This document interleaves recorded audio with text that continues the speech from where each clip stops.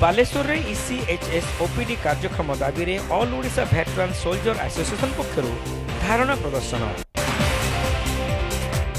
देशर सुरक्षा पई सेना बाहिनी रे नियोजित कर्मचारी माने अवसर नेबा परे सेमानक पई उद्दिष्ट स्वास्थ्य सेवा पाइबा दिगरे सामना करुथिबा समस्या को नहीं all Odisha वेटरान soldier association पक्षरु Baleshwar शहर स्थित ex serviceman contributory health scheme बा ईसीएचएस ओपीडी सम्मुख में धारणा दि जाइछि।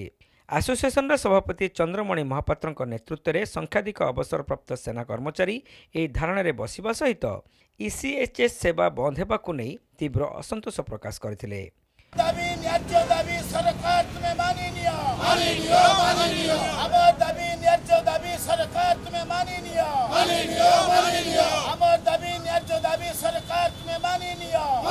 सेवा तुरंत चालू करो, भारत माता की, भारत माता की, जय जवान, जय जवान, जय जवान। उत्तर ओडिशार बालेश्वर, भद्रक एवं मयूरभंज प्रभृति जिलार अवसरप्राप्त सेना कर्मचारी एवं तांकर परिवार सदस्यों मिसाई प्राय 15,000 रु अधिक व्यक्ति बालेश्वर सहर ईसीएचएस ओपीडी उपरे निर्भर करिथांती। मात्र परिचालनागत त्रुटि पई अप्रैल 1 रु एही सेवा बंद रहिछि। भुवनेश्वर स्थित ईसीएचएस निर्देशकों पक्षरु बालेश्वर यूनिट रे डाक्तर एवं फार्मासिस्ट नियुक्ति तथा औषध प्रदान निमित्त प्रत्येक वर्ष टेंडर आह्वान करा जायताए। गत वर्ष सेप्टेम्बर मासरे एही टेंडर प्रक्रिया शेष होबा कथा।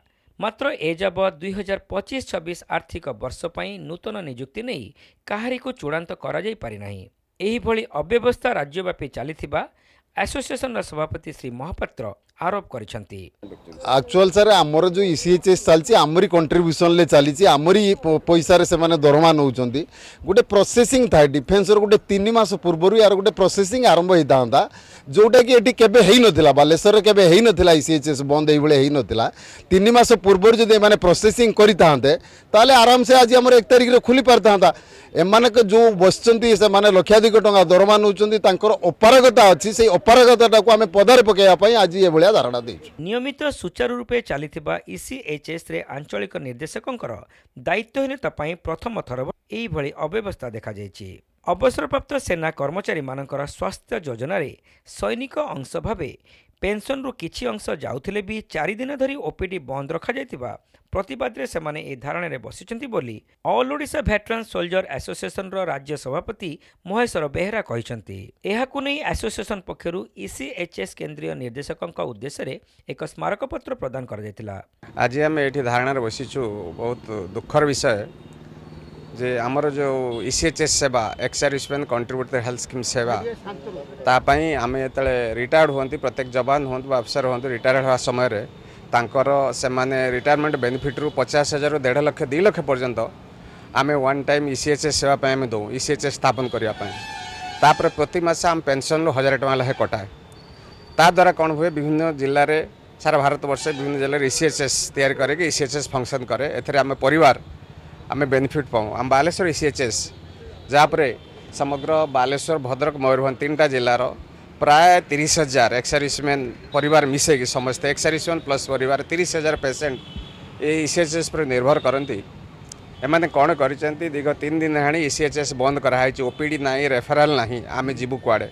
ईसीएचएस डायरेक्टर कर्नेल जो अच्छा भुवनेश्वर बसचंती मुझे सहित फोन कथाली बोल सर आप ईसीएचएसटा कहीं बंद कर रखिंट सेठू कहला टेक्निकल प्रॉब्लम कौन टेक्निकल प्रॉब्लम ना आम ये एक्चुअली कौन ना जो डॉक्टर मानकर कॉन्ट्रैक्ट सरी जाइए आम 7 दिन गैप देकी डिस्कसन करके पुणी रिन्यू करके हॉस्पिटल चलेबू मतलब जब आप हॉस्पिटलटा केमी बंद करेंगे आप अल्टरनेटिव अरेंजमेंट करूँ ज्योति हॉस्पिटल अच्छी आम एम्पानेल्ड हॉस्पिटल अच्छी जो ईसीएचएस रो ओपीडी कंडक्ट करूँ नहले एठी बाहर डॉक्टर हायर करके बसैक आप ओपीडी कंडक्ट करूँ पेसेंट मैंने जीवे कुआड़े बर्तमान इमती परिस्थिति से कहले ठीक अच्छी कौन कहले ठीक अच्छी मुझे देखी मुझे धमकी देती जब आप न करेंगे आम धारणार बसबू गतकाली डेट थी गतकाली से ईसीएचएस चालू कले ना तेणु यहाँ हूँ आमर अपारगता आज किसी ऑफिसर रही जो मैंने दायित्व अच्छा से अनफिट केवल दरमा नहीं बस तेणु एक्शन हो आम ईसीएचएसटा जिते जल्दी इमिडिएटली स्टार्ट करा जाऊ।